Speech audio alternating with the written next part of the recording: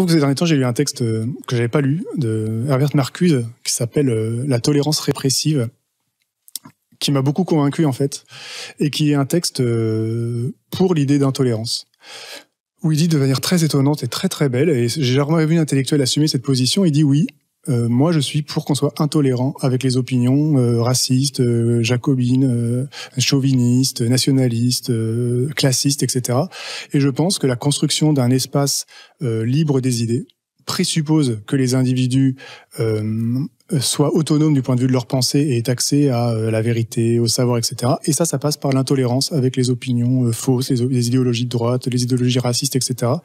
Et qu'on ne peut pas considérer la tolérance comme un moyen, mais comme une fin. C'est-à-dire qu'il faut construire un espace dans lequel on pourra faire circuler les idées librement, mais cet espace libre, il n'est possible qu'à condition que les idéologies néfastes soient absentes et elles soient éradiquées, parce que dans un monde inégalitaire, d'oppression, de conflits, etc.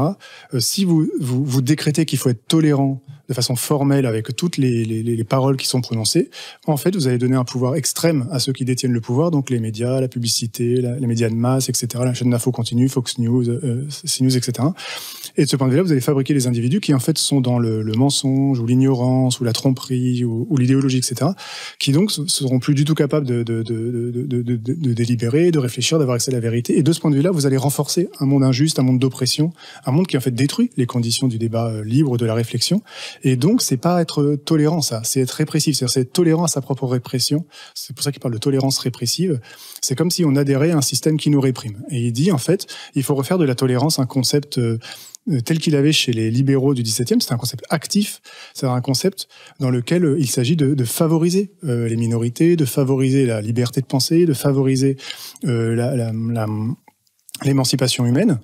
Et de ce point de vue-là, ça ne peut se faire que si on est intolérant aux opinions fausses, aux opinions erronées, aux opinions violentes, etc. Et donc, lui, il dit que la condition de construire une tolérance pour les idées, c'est la censure d'État, des opinions fausses et des opinions de droite.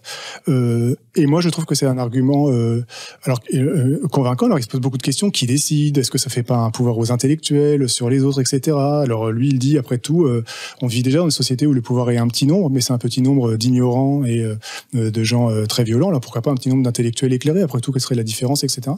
Et j'ai trouvé que c'était très intéressant, en vérité, de poser la question jusque-là et de savoir dans quelle mesure est-ce que la condition de possibilité d'avoir un espace de discussion où il y a le plus d'opinions possible présuppose que les individus aient accès au raisonnement, à la vérité, etc., qui présuppose donc de les débarrasser de l'influence des opinions injustes, qui doivent donc être intolérables pour qu'on puisse ensuite créer un espace de tolérance en vérité.